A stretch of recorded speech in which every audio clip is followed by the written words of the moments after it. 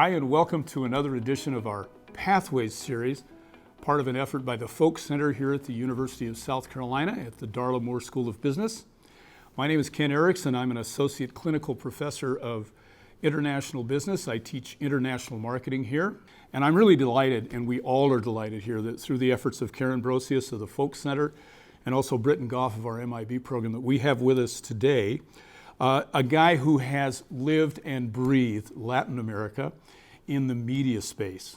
And that is Mr. Whit Richardson, who's with us today. He's the EVP of Warner Brothers Discovery. I understand you're based in Atlanta now. I am in Atlanta, that's right. Yep. And recently also president of Warner Media Latin America.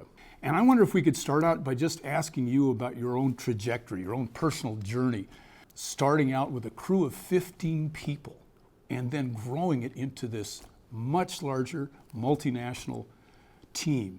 How did that work for you, and what were the moments that strike you as being especially telling or helpful for us to understand and for our students to understand about your experience? Yeah, sure, man. Good to see you. Good to see you again. Thanks for having me.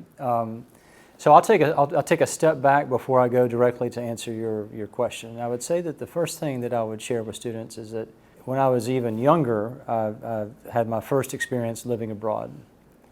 And when I lived abroad for the first time, I had a few insights that, for a 19-year-old, ended up being pretty significant.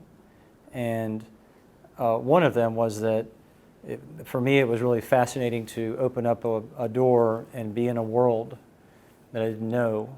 That, for me, at that point, and I was age 19, I even think I told my dad, I'm like, whatever I do, I think I'm going to do it a lot outside of the United States. Business was the vehicle for me to be able to do that. And luckily, I ended up in Latin America, as you say. Lived in Argentina for nearly 20 years, and we did have a very small office. 5-6 years later, we were 1,000 people in Argentina, and we ended up taking advantage of an immense amount of talent in that particular country. There's always been a really important creative community in Argentina. Was there a particular show or production company that comes to mind that is a good illustration of that, of taking advantage of local scenes, the local geography, the local talent, and seeing a surprising result from that? You have probably seen literally hundreds of commercials, and you don't know where they're filmed. You may think that they're being filmed on the California on Highway 1, and that may be being filmed in Chile, for all you know. What's the best example? I don't know. It's a tough one. There's so many to pick from. A lot. There's a lot. That's the thing that I found interesting is, from a cultural standpoint, as we talk about the sort of national cultures and the differences working across those. But in your portfolio, you had a bunch of different organizations. Were there cultural issues there between, say, the sports folks and the CNN and the news folks and the? Actually, we were able to integrate really successfully. And I think that at the end of the day, there was this urge to be together, mm-hmm. in this sense that we're better together. Mm-hmm. And we had the challenge of demonstrating that the totality of this was greater than the sum of the parts. And we sat at the top of the leaderboard in all of these different businesses. Not only did we have the best results ever in their totality, but actually each of the individual businesses enhanced their results. And so, there's a saying that I like, that the strength of the wolf is the pack, mm-hmm. and the strength of the pack is the wolf, right? We definitely demonstrated that, that we were really strong the animal itself is very strong, but really made stronger by working together. It seems to me that there has to be a lot of communication going on, right? And these are Brazil is not in the same place. We've got geographic distance, you've got language difference. Yeah. How do you keep that? Yeah, there has to be there has to be consistency in the methodology and the approach.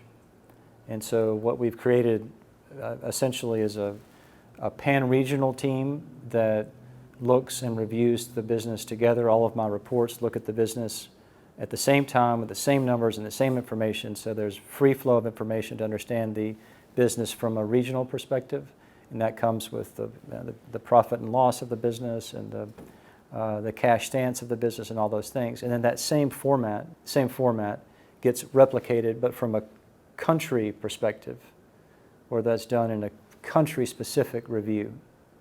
And you have the functional experts and then the geographic leaders together looking at the business from a country-specific angle, and then we can also look at it from a functional angle or business angle.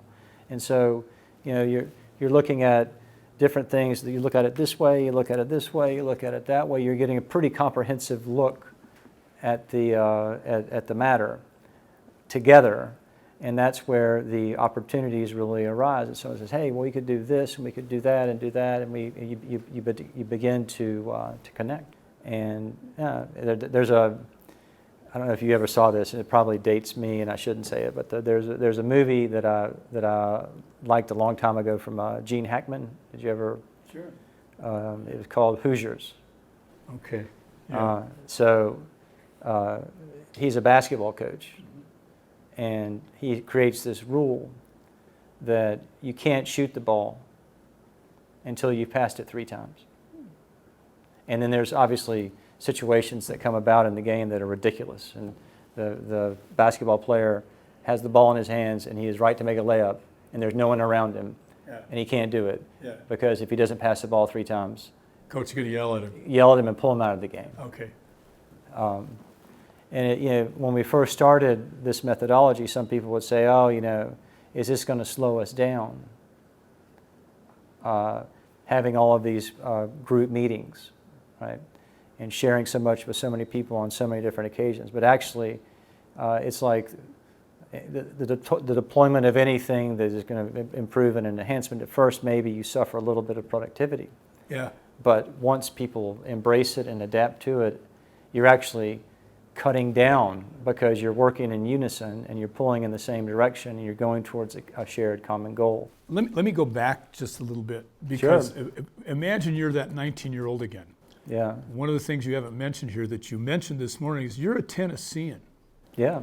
That's we don't think of Tennessee as being in the middle of global commerce in some ways, right? That's right. So where was your first international experience, and how did you get there? We had a student ask you today, how do I get into this? Where should I position myself in order to open up a door where I can do work internationally? So tell us what it was like for you as that 19-year-old.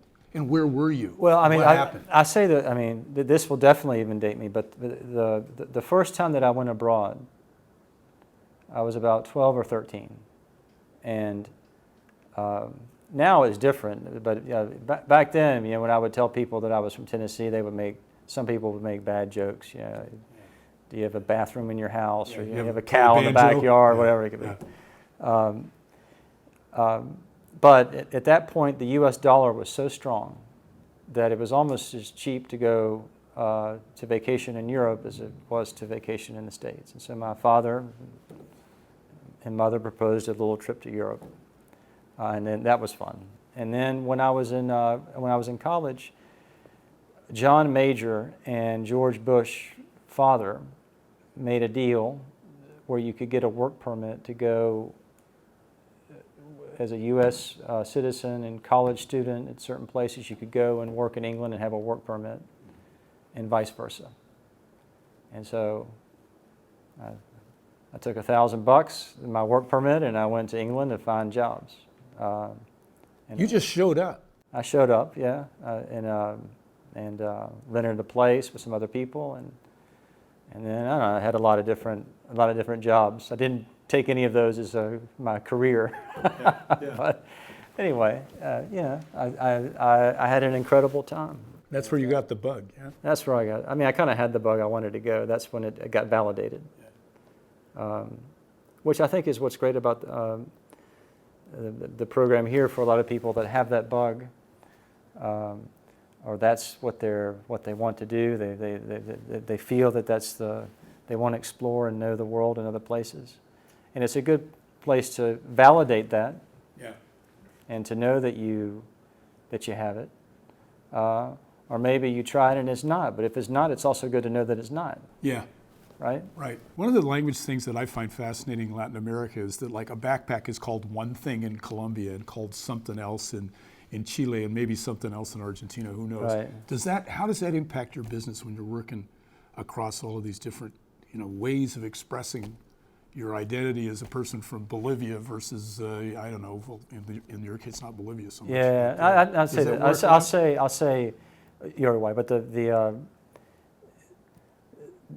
concept of this one big Latin American market that is all the countries are similar and so forth because they have only really two languages across all the region. That's probably incorrect. It's the same language in most of the countries, and you have Portuguese in Brazil, but they're different cultures, and they came up in different circumstances. They had different waves of immigration, and everybody has their own unique history. Now, language-wise, everybody understands there's no impediment in terms of understanding essential things between one country and the other. Now, there may be some verbiage and words that you would never say in one country that you can say in another one, or they're out of context, or could be a bad word somewhere and a good word another. And then Portuguese and Spanish are not. There's a difference there, right? And I found that a lot of Brazilians speak Spanish very well, and those of us that speak Spanish, we try to speak Portuguese, and we do a little Portuñol. But when it comes to working within teams, all of this is manageable. All of my meetings that I would do, almost all of them, I always try to do them in language. So in these meetings that I'm talking about, I would do it in Spanish when we go to Argentina, in Spanish when we do it in Chile and Mexico, and always in Spanish. And then in Brazil, we do it in Portuguese, and our Brazilian colleagues will have to deal with me and my poor Portuñol, or sometimes I may have to go to English to hone in on a point. But then we let them speak in their own native language, because I want to get the people at their best when they can express themselves in the fullest and most meaningful manner. And then when it comes to talent, there's certain. You wouldn't want to, put certain talent from one country in an Argentine show, right? Or an Argentine talent within a Mexican show, unless that was part of the role that the character is playing. You told a story today about natural swing. Yeah. And to me, that could be a story that would be helpful for students to understand if you lay it into a specific, story where finding that swing. You saw someone in one of your divisions do that. Yeah, I'll try and do an abridged version. But what I mean by the natural swing is that, and it made me think about golf.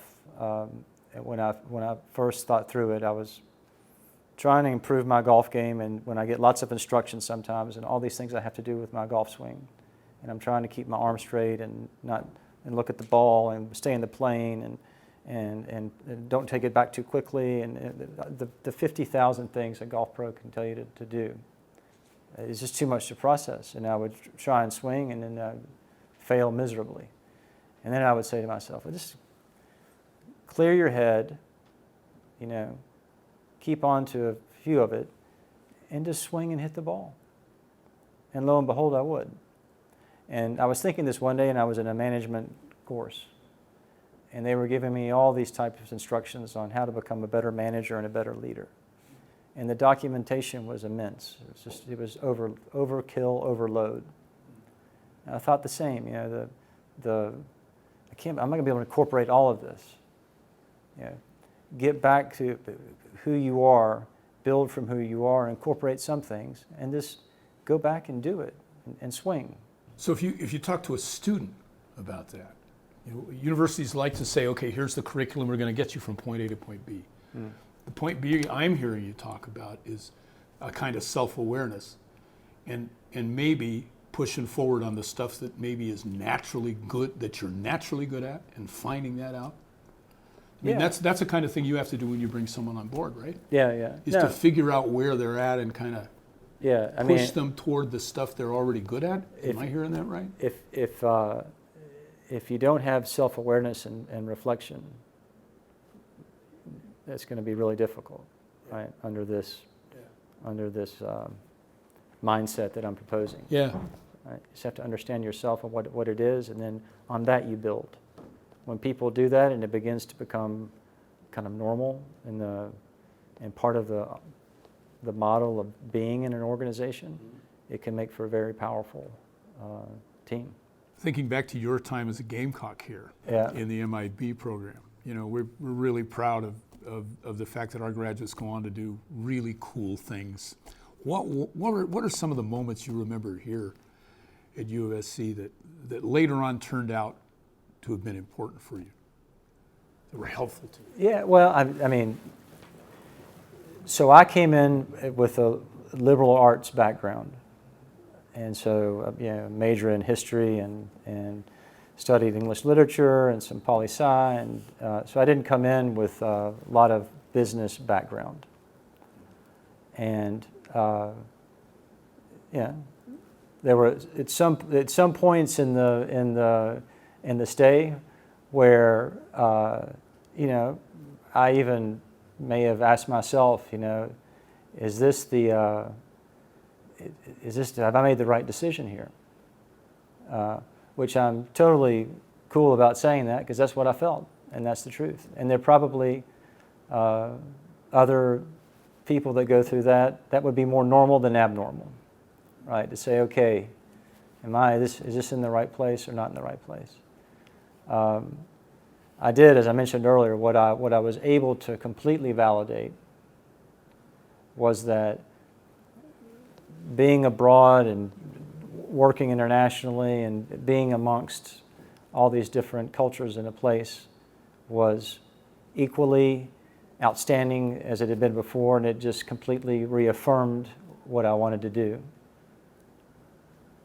And then with the things that were hard for me, that I was able to overcome, I think I probably pushed myself to a new level of persistence and in some things, and showed myself that I was able to overcome them. And I was always particularly eager and always sought to work and study in groups.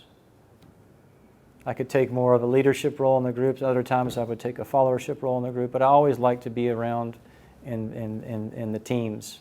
And it's funny, that's kind of, or not funny, it's poignant, it's fitting that that's kind of ended up being kind of one of my, I would call, key strengths in my career, is that kind of collaborative approach.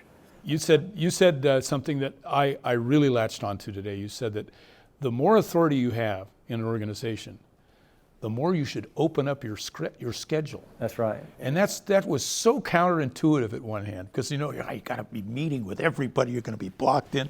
And I look at bosses that I've had, and I look at their calendar, and you got to go out for 3 weeks to squeeze in a minute with them, right? I haven't seen many people been able to implement. I've seen what you would normally think is logical, that the more responsibility you have and the higher you are up in an organization, the more crowded your agenda gets, because you're so important, have so much stuff to do. That relates to stories too, because in order to hear a story or tell a story, you got to be in a place where you can have time to listen to somebody's story. And that's where the real open inter-exchange of information and ideas can lead to the best decision making done in a sound, logical manner.